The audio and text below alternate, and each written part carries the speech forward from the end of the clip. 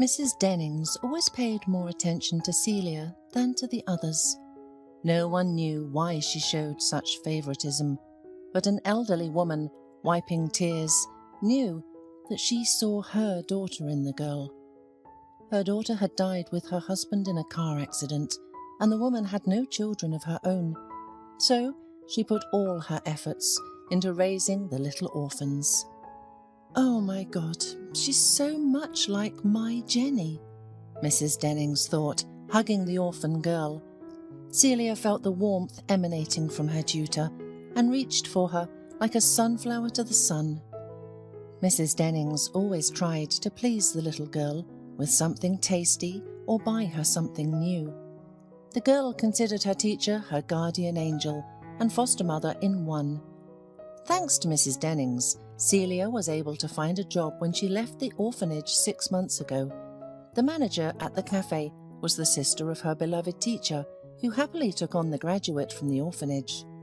Also, the kind woman helped the orphan get her own small but cosy apartment. Celia visited Mrs. Dennings every weekend, buying her favourite sweets each time, which were her weakness. "So, Celia, how's work going? Sister says you're making great progress, and if you're determined, you'll easily become a manager." "Yes, I'm trying. Besides, I can't let you down, Mrs. Dennings." "Well, have you found a groom for yourself yet? Why are you hiding your pretty eyes? I know it's a young thing. Anything can happen." "No, I don't have time to think about grooms.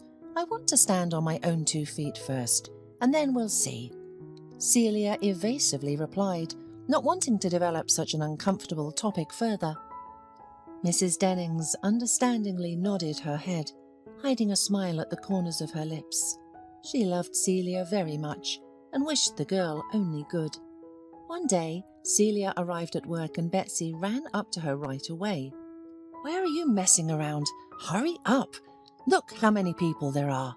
It's Friday. By the way, your admirer is sitting there waiting for you." "Who's that? That man in the corner?" "Yes. Don't you see he's staring at you? He comes every day and you don't even acknowledge him." "Come on, Betsy. He's at least 10 years older than me. Why do I need him?" Celia retorted and went to the kitchen to pick up the next order. "Okay, maybe he isn't too young, but he's certainly more reliable and prudent than your peers. With him, you'll be like behind the rock," Betsy said after her departing friend. Celia didn't know the name of her secret admirer, but she knew that the man came every day for a month, invariably ordering a cup of coffee. "Thank you very much, Celia," the stranger said. "You're welcome," replied the waitress with a charming smile. The stranger smiled back, and Celia felt warmth and tenderness in his eyes. As she returned to the counter, she felt as though she were floating on cloud 9, flattered by such attention from a customer. Oh, if only there were more like him. Look at those drunk rich guys at the nearby table. They've completely lost their manners. It's disgusting, but we still have to serve them, whispered Betsy, and nodded in the direction. Celia looked over and saw the impudent group of wealthy young men spending their parents' money, laughing and speaking louder than necessary. Cafe visitors glanced at the young men from time to time, but didn't attempt to object. Some were afraid, while others simply didn't want to invite trouble. Only the visitor who drank his usual evening coffee looked at the rich kids with obvious disapproval. Meanwhile, Celia decided to make a remark to the disturbers of peace. "I'm sorry, but could you please speak a little quieter? You're not the only ones in the cafe, and you're disturbing other visitors." "As we want, we'll speak. We paid for our order, so what complaints could anyone have against us? And everyone who is not satisfied can leave," one of the rich guys sarcastically replied, who apparently was the troublemaker in the group. "It's not up to you to decide who belongs here and who doesn't," Celia replied, irritated by the impudent tone of the rude man. "Hey, who do you think you are, acting like a queen here, huh?" You're just a regular servant. Bring us our order." Celia decided not to argue and not to escalate the unpleasant situation any further. However, the rich man, who was offended by the waitress's comments, harboured anger towards her, waiting for a convenient moment to take it out on the hapless girl. After finishing her shift, Celia hurried home, unaware that a trio of impudent men had followed her, eager to take revenge on the defiant waitress. "Hey, you! What's your name? Stop!" one of the guys yelled, grabbing the girl's hand. "Let me go! How dare you!" shouted Celia, looking around frantically. But there was no one to help her.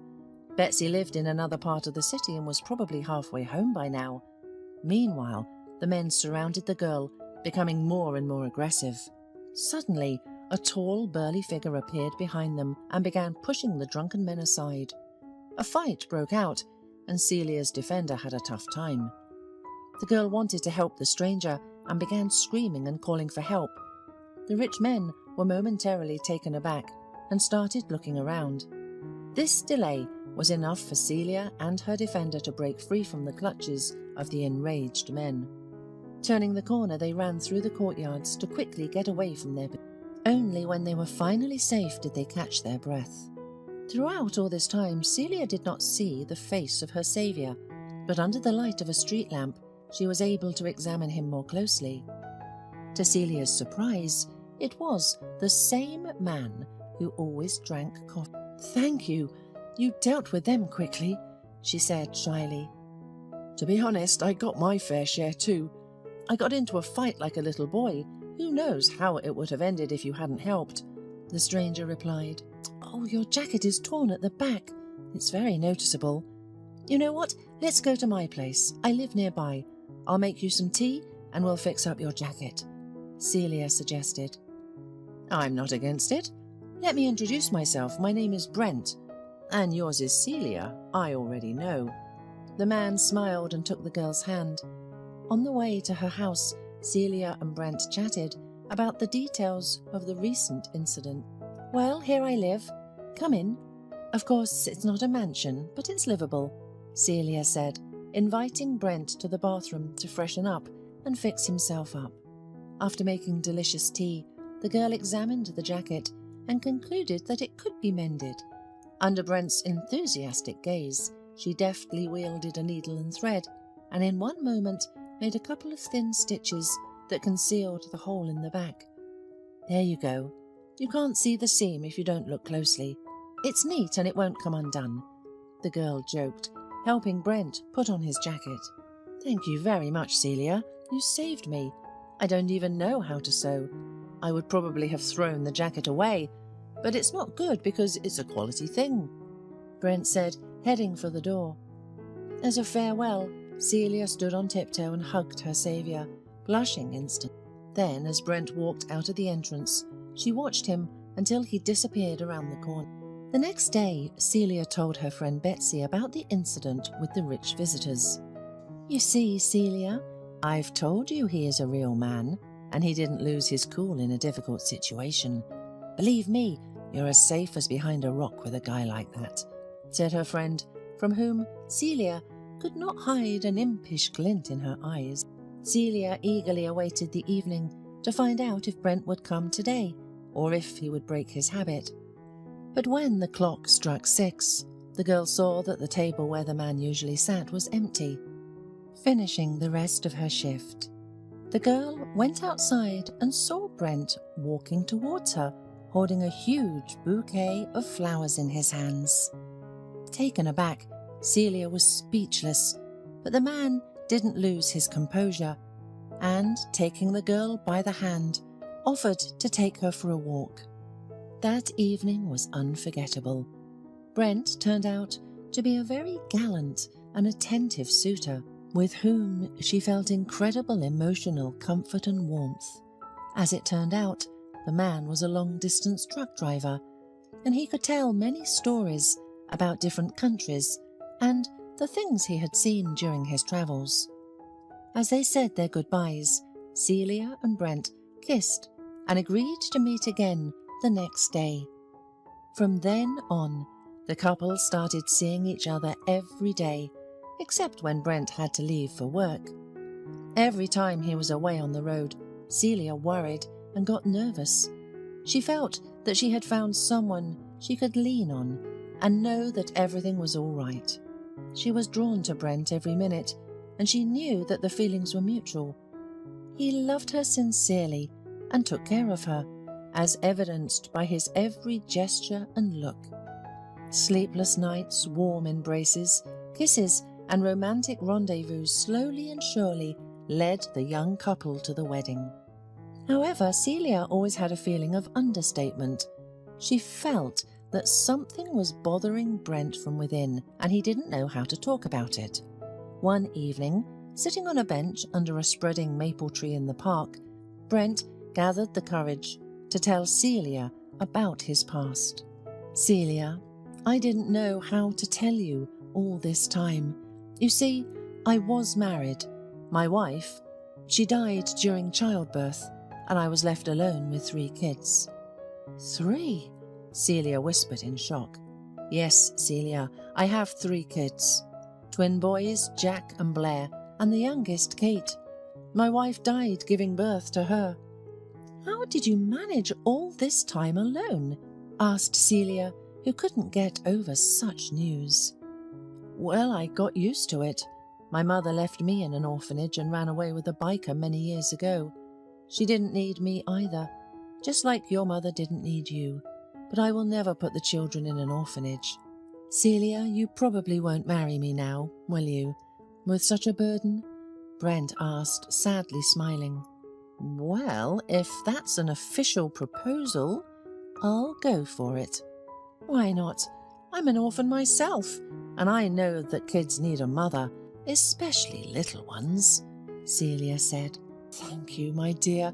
I was sure you would understand me," Brent said joyfully and hugged his beloved girlfriend.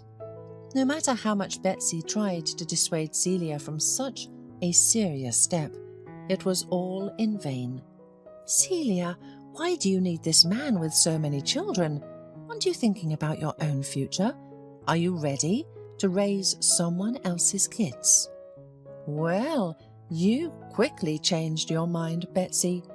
You were the one who advised me to be with him, and now you're trying to talk me out of marriage," Celia said, confident in her choice. Despite all Betsy's exhortations, Brent and Celia got married. Even before getting married, Brent introduced Celia to his children. She was very pleased with the meeting and was amazed at how well behaved and polite the children turned out to be. For the twins, she became their best friend and older sister, while little Kate called her Mum.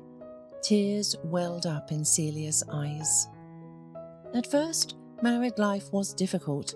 After all, living alone with 3 small children was not easy. But Celia considered herself a strong girl and eventually got used to everything, not noticing the family troubles and worries. She believed that with love and understanding, family happiness would come on its own, eagerly awaiting her husband's return from his every trip. Celia had quit her job at the cafe and dedicated all of her time to raising the children, whom she cherished. One evening during dinner, she noticed a scar on her husband's hand in the shape of a cross. She had long wanted to ask where it came from. "Honey, what's that mark on your hand?" she asked. "Well, my childhood friend Andrew and I decided to make a mark of loyalty and friendship. A cross on the hand, like friends forever. We used a hot nail to make it. He has one just like it," Brent answered, embarrassed about his childishness. "Where is he now, your friend?" Celia asked. "I don't know, Celia. Life scattered us in different directions after the orphanage. Everyone has their own life now," Brent replied, unaware of the important role this confession would play in the future. Unfortunately, Celia's family happiness did not last long. Only 3 years full of love, care, and mutual understanding.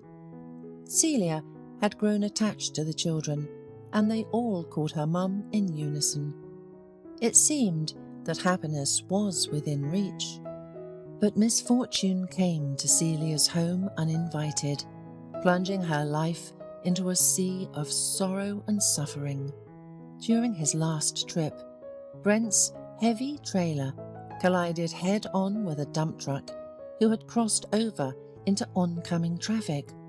It was early morning and the dump truck driver simply fell asleep at the wheel, unaware that in a moment he would become the cause of a terrible accident. The news of her husband's death shocked Celia. The woman did not know how to cope with the overwhelming grief and relied solely on antidepressants and calming injections. She vaguely remembered the funeral, and all subsequent days seemed like a painful nightmare to her. Betsy, who had been by her friend's side the whole time, supported her as best she could, although sometimes she suggested completely unacceptable things to Celia. "Celia, put the kids in an orphanage." "But where will you go with 3 of them? Huh? You'll wear yourself out. You'll ruin yourself and them." "I won't give my children to anyone. They are mine, understand? They can't go to an orphanage. I'll give up my last breath, but I'll put them on their feet. They are my flesh and blood. In memory of Brent, you know," Celia said, crying. Betsy just shook her head, understanding that she couldn't dissuade her friend. A year flew by unnoticed. During this time, Celia wore the prescribed mourning and lit candles in the church to make Brent feel more at peace in the afterlife. Realizing that she needed to get the children on their feet, the young widow decided to find a job. However, she didn't return to the cafe. The schedule didn't suit her. Thanks to Betsy's help, Celia landed a job as an assistant secretary in a real estate company. The work was no easier than her previous job at the cafe, and she had plenty of worries. But that was all Celia needed. Immersed in work, she had no time to think about Brent and her difficult fate. Days went by, and the woman gradually got used to the rhythm of office work and became a valued member of the team. One day, while bringing documents for the department head to sign, Celia noticed a button on the sleeve of his shirt had come undone, revealing a scar identical to her husband's. Overwhelmed, she dropped the papers. "I'm sorry, is everything okay?" Andrew asked. I don't know how to say this. The scar on your hand, you know? I've seen it before." "It can't be. Do you happen to know Brent Murphy?" Celia asked, stuttering. "Of course. But how do you know that name?" Andrew asked excitedly. Celia, unable to hold back tears, sat down on a chair and through sobs told her boss everything about Brent, the accident, and his 3 children. At the end of her story, Andrew had tears in his eyes. He realized that he was facing the wife of his deceased friend, Brent, with whom they had been bound by a childhood oath. If not for this accidental discovery, they would have worked side by side and never known of each other's existence. Andrew, hearing that Celia had 3 children, immediately raised her salary and began to help her in every way he could, feeling guilty of not finding his friend earlier. He began to visit Celia's home often, helping her with the children. Andrew even resembled Brent, and little Kate always called him Daddy. Unbeknownst to herself, Celia began to have strange feelings for Andrew, starting with respect and ending with more serious emotions. Less than a month after their memorable conversation in the office, a special bond was established between the two, as if they had known each other for many years. "Celia, I've been thinking about this for a long time. You see, I'm lonely, with no family or children. I've built my career, and there was no time to think about a family. In short, will you marry me?" Andrew asked, shyly, like a boy. For him, Celia and the children of his deceased friend had long become like his own family. The woman agreed with joy. It was not about the help, but the fact that she liked Andrew more and more every day. They had a modest wedding, holding a solemn evening in the same cafe where Celia had once met Brent. Even the caregiver from the orphanage, Mrs. Dennings, came. She approved of Celia's choice, and Andrew was very likeable to her. "He is just as honourable a man as Brent. You can have no doubt, my dear. I see it in his eyes. He is very kind," said the woman, wiping tears of joy. And Celia had no doubt. She loved Andrew, and he loved her too. There is no doubt that looking down from heaven, Brent rejoices for them and wishes his best friend and Celia only happiness and faith in a bright future. And Jack, Blair and little Kate will never be in need of anything. For Andrew, they are like his own children. After all, the oath they gave each other with Brent many years ago is not subject to time or life's difficulties.